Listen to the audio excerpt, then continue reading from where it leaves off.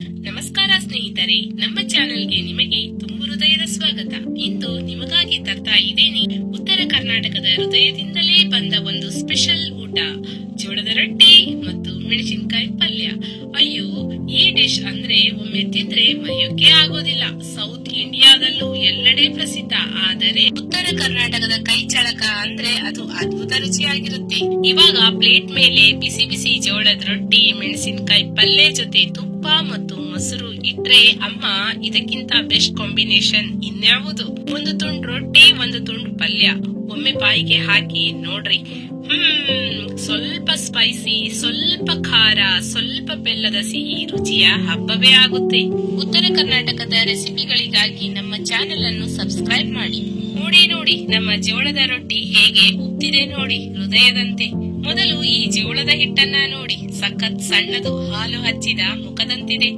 ಇದಕ್ಕೆ ಬಿಸಿ ನೀರಿನಲ್ಲಿ ಜೋಳದ ಹಿಟ್ಟನ್ನ ಹಾಕಿ ಮುದ್ದೆ ಮಾಡ್ಕೋಬೇಕು. ಆದ್ರೆ ಜಾಗ್ರತೆ, ನೀರು ತಣ್ಣಗಾದ್ರೆ ರೊಟ್ಟಿ ಉಬ್ಬೋದೇ ಇಲ್ಲ, ಬಾಯಿ ಮಾತ್ರ ಉಬ್ಬುತ್ತೆ.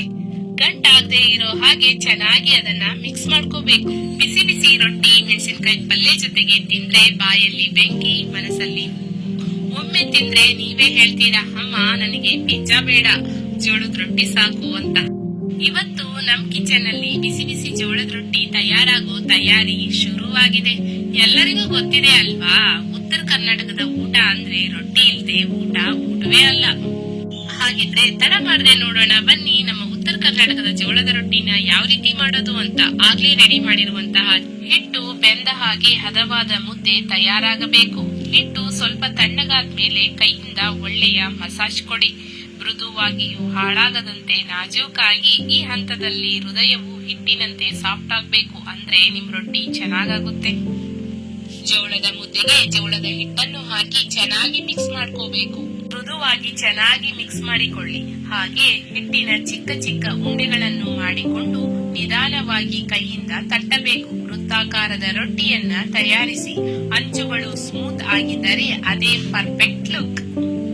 ಜೋಳದ ರೊಟ್ಟಿಗೆ ಬೆಳ್ಳುಳ್ಳಿ ಚಟ್ನಿ, ಎಣ್ಣೆ, ಮೆಣಸಿನಕಾಯಿ ಪಲ್ಯ ಅಥವಾ ಎಣ್ಣೆಗಾಯಿ ಪಲ್ಯ ಜೊತೆ ಬೆಣ್ಣೆ, ಯಾವ ಕಾಂಬೋ ಹಾಕಿದ್ರೂ ರುಚಿ ಸೂಪರ್ ಆಗುತ್ತೆ. ಮೊದಲು ತುಂಡು ಬಾಯಿಗೆ ಹೋದಾಗ ಓಹೋ ನಮ್ಮ ಊರಿನ ರುಚಿ ಅಂತ ಬಾಯಿ ಚಪ್ಪರಿಸೋದು ಪಕ್ಕ.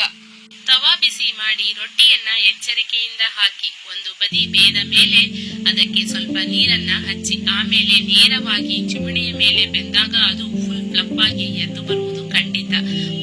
ಆ ಸುಗಂಧ ನೋಡಿದ್ರೆ ಬಾಯಲ್ಲಿ ನೀರು ಬರುವಂತೆ ಆಗುತ್ತೆ. ಹೀಗೆ ಮಾಡೋದು ಸುಲಭ, ರುಚಿ ಅತಿ ಹೆಚ್ಚು. ಮಾಡಿ ನೋಡಿ, ಕಮೆಂಟ್ ಮಾಡಿ ನಿಮಗೆ ಎಷ್ಟು ಫ್ಲಪ್ಪಿ ರೊಟ್ಟಿ ಬಂತು ಒಂದು. ನೀವು ಪ್ರತಿದಿನ ತಿನ್ನುವಂತಹ ಜೋಳದ ರೊಟ್ಟಿ ಇದು ರುಚಿ ಮಾತ್ರವಲ್ಲ, ಆರೋಗ್ಯಕ್ಕೂ ಅಮೂಲ್ಯವಾದ ಸಂಪತ್ತು. ರುಚಿಗೂ ಆರೋಗ್ಯಕ್ಕೂ ಒಂದೇ ಉತ್ತರ, ಜೋಳದ ರೊಟ್ಟಿ. ನಿಮ್ಮ ಊಟದ ಪ್ಲೇಟ್ ನಲ್ಲಿ ಇದಕ್ಕೆ ಒಂದು ಸ್ಥಳ ಕೊಡಿ, ಆರೋಗ್ಯ ನಿಮಗೆ ಧನ್ಯವಾದ ಹೇಳುತ್ತದೆ. ಇದು ಶುಗರ್ ನಿಯಂತ್ರಣಕ್ಕೆ ಸೂಪರ್ ಫುಡ್, ಹಾಗೆ ಜೀರ್ಣಕ್ರಿಯೆಗೆ ಸಹಾಯಕನೂ ಹೌದು. ತೂಕ ಇಳಿಸಲು ಇದು ಸಹಾಯ ಮಾಡುತ್ತೆ. ಗುಲ್ಕನ್ ಫ್ರೀ ಆಹಾರ ಅಂತಾನೆ ಹೇಳ್ಬಹುದು. ಹೃದಯಕ್ಕೆ ಹಿತ, ಪೋಷಕಾಂಶಗಳ ಖಜಾನೆ ಅಂದ್ರೆ ತಪ್ಪಾಗ್ಲಾರ್ದು. ಜೋಳದ ರೊಟ್ಟಿ ತಿಂದ ಮೇಲೆ ಹೊಟ್ಟೆ ತುಂಬಿದ ಭಾವನೆ ಹೆಚ್ಚು ಸಮಯ ಇರುತ್ತದೆ. ಡಯಟ್ ಮಾಡ್ತಿರೋರಿಗೆ ಪರ್ಫೆಕ್ಟ್ ಆಯ್ಕೆ ಅಂತಾನೆ ಹೇಳ್ಬಹುದು. ಇವಾಗ ನಮ್ ಸೂಪರ್ ಸ್ಟಾರ್ ಎಂಟ್ರಿ ಕೊಡ್ತಾ ಇದ್ದಾನೆ ನೋಡಿ, ದಪ್ಪ ಮೆಣಸಿನಕಾಯಿ ಪಲ್ಯ. ನೋಡಿದೀರಾ ಈ ಮೆಣಸಿನಕಾಯಿನ ಬಜ್ಜಿ ಮಾಡ್ತಾರಲ್ರಿ, ಅದೇ ಮೆಣಸಿನಕಾಯಿ ರೀ ಇವು. ಇನ್ನೂ ರುಚಿಯಾದ ಅಡುಗೆ ಹಾಗೂ ಡೆಲಿಷಿಯಸ್ ರೆಸಿಪಿಗಳನ್ನು ನಿಮ್ಮ ಮನೆಗೆ ತರಲು ತಕ್ಷಣ ನನ್ನ ಚಾನೆಲ್ಗೆ ಸಬ್ಸ್ಕ್ರೈಬ್ ಮಾಡಿ. ಗ್ಯಾಸ್ ಮೇಲೆ ತವಾ ಬಿಸಿ ಮಾಡೋದಕ್ಕೆ ಇಡಿ. ಹಾಗೆ ಸ್ವಲ್ಪ ಎಣ್ಣೆಯನ್ನ ಹಾಕಿ ದಪ್ಪ ಮೆಣಸಿನಕಾಯಿ ಅಂದ್ರೆ ಬಜ್ಜಿ ಮಾಡ್ತಾರಲ್ರಿ, ಆ ಮೆಣಸಿನಕಾಯಿಗಳನ್ನ ಹಾಕಿ ಚೆನ್ನಾಗಿ ಹುರ್ಕೋಬೇಕು. ಮೀಡಿಯಂ ಫೈರ್ ಬಳಸಿ. ಮೆಣಸಿನಕಾಯಿ ಸುಟ್ಟು ಹೋದ್ರೆ ಟೇಸ್ಟ್ ಬರೋದಿಲ್ಲ. ಚೆನ್ನಾಗಿ ಅದನ್ನ ಹುರಿಬೇಕು. ವಾಸನೆ ಗಮ್ ಅಂತ ಬರ್ಬೇಕು. ಹಾಟ್ ಪಲ್ಯ, ಸಾಫ್ಟ್ ರೊಟ್ಟಿ ಹಾಗೆ ಅನ್ನದ ಜೊತೆ ಸರ್ವ್ ಮಾಡಿ. ಮೊದಲು ಬಾಯಿಗೆ ಹಾಕಿದಾಗ ಓಹೋ ಪರ್ಫೆಕ್ಟ್ ಫುಲ್ ಫ್ಲೇವರ್ ಅಂತಾನೆ ಹೇಳ್ತೀರಾ. ಇವತ್ತು ನಿಮ್ಮ ಊಟಕ್ಕೆ ಅಸಲಿ ಉತ್ತರ ಕರ್ನಾಟಕದ ಸ್ಪೆಷಲ್ ರುಚಿ. ಪ್ರಯತ್ನಿಸಿ, ಕಮೆಂಟ್ ಮಾಡಿ, ನಿಮ್ಮ ಫೇವರೆಟ್ ಪಲ್ಯ ರುಚಿಯನ್ನ ಹಂಚಿಕೊಳ್ಳಿ. ಈ ದಪ್ಪ ಮೆಣಸಿನಕಾಯಿಗೆ ಸ್ವಲ್ಪ ಎಣ್ಣೆಯನ್ನ ಹಾಕಿ ಹುರಿತಾ ಇದ್ರೆ ವಾಸನೆ ಮನೆ ತುಂಬಾ ಹರಡಿರುತ್ತೆ. ಪಕ್ಕದ ಮನೆಯವರು ಬಂದು ಕೇಳಲೂಬಹುದು, ಏನ್ ಸ್ಪೆಷಲ್ ಮಾಡ್ತಿದ್ದೀರಾ ನಿಮ್ ಮನೇಲಿ ಇವತ್ತು ಅಂತ. ಅಷ್ಟು ಚೆನ್ನಾಗಿ ಸುವಾಸನೆ ಬರ್ತಾ ಇರುತ್ತೆ ಇದು. ಈ ದಪ್ಪ ಮೆಣಸಿನಕಾಯಿಯನ್ನ ಸೇವಿಸೋದ್ರಿಂದ ರಕ್ತ ಸಂಚಲನ ನಿಯಂತ್ರಣದಲ್ಲಿರುತ್ತೆ. ಹಾಗೆ ದಪ್ಪ ಮೆಣಸಿನಕಾಯಿ ಪಲ್ಯ ಹೃದಯದ ಆರೋಗ್ಯಕ್ಕೆ ಉತ್ತಮ ಅಂತಾನೆ ಹೇಳ್ಬಹುದು. ಇದರಲ್ಲಿ ವಿಟಮಿನ್ ಸಿ ಮತ್ತು ಆಯುರ್ವೇದಿಕ ಗುಣಗಳಿವೆ. ರಕ್ತದೊಳಗಿನ ಕೊಬ್ಬು ಪ್ರಮಾಣವನ್ನು ಇದು ಸಮತೋಲನಗೊಳಿಸುವುದಕ್ಕೆ ಪ್ರಮುಖ ಪಾತ್ರ ವಹಿಸುತ್ತದೆ. ಜ್ವರ ಅಥವಾ ಶೀತದ ಸಮಯದಲ್ಲಿ ದಪ್ಪ ಮೆಣಸಿನಕಾಯಿ ಪಲ್ಯ ಸೇವನೆ ಮಾಡಿದ್ರೆ ಹಸಿವಿನೊಂದಿಗೆ ಶೀತನಾಶಕವಾಗಿ ಕೆಲಸ ಮಾಡುತ್ತದೆ. ದಪ್ಪ ಮೆಣಸಿನಕಾಯಿ ಹಾರ್ಟು, ಲಿವರು, ಜೀರ್ಣಶಕ್ತಿ, ಚರ್ಮ ಆರೋಗ್ಯಕ್ಕೆ ಪೋಷಕ ಅಂತಾನೆ ಹೇಳ್ಬಹುದು. ರೊಟ್ಟಿ, ಅನ್ನ ಅಥವಾ ನಿಮ್ಮ ನೆಚ್ಚಿನ ಊಟದ ಜೊತೆ ಸೇವಿಸಿದರೆ ಹೆಚ್ಚಾಗಿ ರುಚಿ ಹಾಗೂ ಆರೋಗ್ಯದ ಲಾಭವನ್ನ ಪಡಿಬಹುದು. ನಮ್ಮ ಸೂಪರ್ ಸ್ಟಾರ್ ದಪ್ಪ ಮೆಣಸಿನಕಾಯಿ ಚೆನ್ನಾಗಿ ಫ್ರೈ ಆಗ್ತಾ ಇದೆ ನೋಡಿ, ಸೂಪರ್ ಸಾಫ್ಟ್ ಆಗಿದೆ. ಅದನ್ನ ನಾನು ಒಂದು ಪ್ಲೇಟ್ ನಲ್ಲಿ ತೆಗೆದುಕೊಳ್ತಾ ಇದ್ದೇನೆ. ಹಾಗೆ ಅದಕ್ಕೆ ಸ್ವಲ್ಪ ಎಣ್ಣೆಯನ್ನ ಹಾಕಿ ಜೀರಿಗೆಯನ್ನ ಹಾಕ್ತಾ ಇದ್ದೇನೆ. ಹಾಗೆ 8 ರಿಂದ 10 ಎಸಳು ಬೆಳ್ಳುಳ್ಳಿಯನ್ನ ಹಾಕ್ತಾ ಇದ್ದೀನಿ. ನೀವು ಕೂಡ ಮನೆಯಲ್ಲಿ ಒಂದ್ಸರಿ ಟ್ರೈ ಮಾಡಿ ನೋಡಿ, ರುಚಿ ದುಪ್ಪಟ್ಟಾಗುತ್ತೆ. ಹಾಗೆ ಸ್ವಲ್ಪ ಅಲ್ಲವನ್ನ ಹಾಕ್ತಾ ಇದ್ದೀನಿ. ಹಾಕಿ ಚೆನ್ನಾಗಿ ಫ್ರೈ ಮಾಡ್ಕೋಬೇಕು. ಹಾಗೆ ಒಂದು ಮೀಡಿಯಂ ಗಾತ್ರದ ಈರುಳ್ಳಿಯನ್ನ ಹಾಕ್ತಾ ಇದ್ದೀನಿ. ಹಾಗೆ ಒಣ ಕೊಬ್ಬರಿಯನ್ನ ಹಾಕ್ತಾ ಇದ್ದೀನಿ.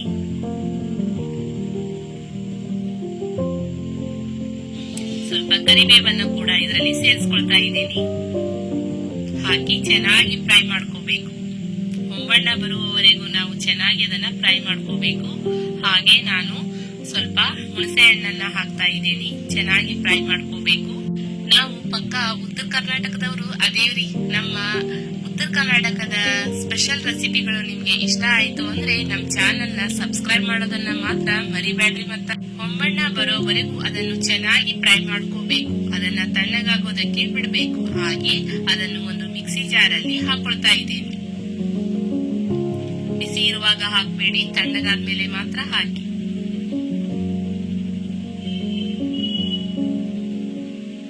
ವಾಸನೆ ಗಮ್ ಅಂತಿದೆ ಇಲ್ಲಿ ನೋಡಿ. ಅದಕ್ಕೆ ಸ್ವಲ್ಪ ಅರಿಶಿಣವನ್ನ ಹಾಕ್ತಾ ಇದ್ದೀನಿ. ಹಾಗೆ ಗುರಳ್ ಪುಡಿಯನ್ನ ಹಾಕ್ತಾ ಇದ್ದೀನಿ. 2 ಟೇಬಲ್ ಸ್ಪೂನ್ ಗುರಳ್ ಪುಡಿಯನ್ನ ಹಾಕ್ತಾ ಇದ್ದೀನಿ.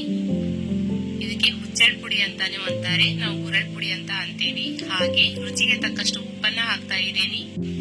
ಹಾಗೆಯೇ ಸ್ವಲ್ಪ ಬೆಲ್ಲವನ್ನ ಸೇರಿಸಿ ಸ್ಮೂತ್ ಪೇಸ್ಟ್ ಅನ್ನ ರೆಡಿ ಮಾಡಿಕೊಂಡು ಇಟ್ಕೋಬೇಕು.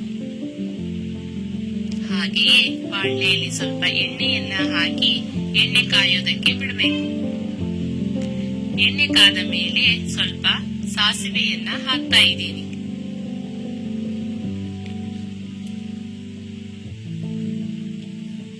ಹಾಗೆಯೇ ಆಗ್ಲೇ ಫ್ರೈ ಮಾಡಿರುವಂತಹ ಮೆಣಸಿನಕಾಯಿಗಳನ್ನ ಸೇರಿಸ್ತಾ ಇದ್ದೀನಿ. ನೋಡ್ಬೋದು ನೀವು. ಈ ದಪ್ಪ ಮೆಣಸಿನಕಾಯಿ ಪಲ್ಯದಲ್ಲಿ ವಿಟಮಿನ್ ಸಿ ತುಂಬಾ ಪ್ರಮಾಣದಲ್ಲಿದೆ. ಇದು ದೇಹದ ರೋಗ ನಿರೋಧಕ ಶಕ್ತಿಯನ್ನ ಹೆಚ್ಚಿಸುತ್ತದೆ. ಹಾಗೆ ತಯಾರು ಮಾಡಿದಂತಹ ಪೇಸ್ಟ್ ಅನ್ನ ಹಾಕಿ ಚೆನ್ನಾಗಿ ಮಿಕ್ಸ್ ಮಾಡ್ಕೋಬೇಕು. ಚಳಿಗಾಲದಲ್ಲಿ ಈ ದಪ್ಪ ಮೆಣಸಿನಕಾಯಿ ಪಲ್ಯನ ನೀವು ಸೇವಿಸಿದ್ರೆ ಶೀತದ ತೊಂದರೆ ನಿಮ್ಮ ಹತ್ರಕ್ಕೆ ಬರೋದಿಲ್ಲ.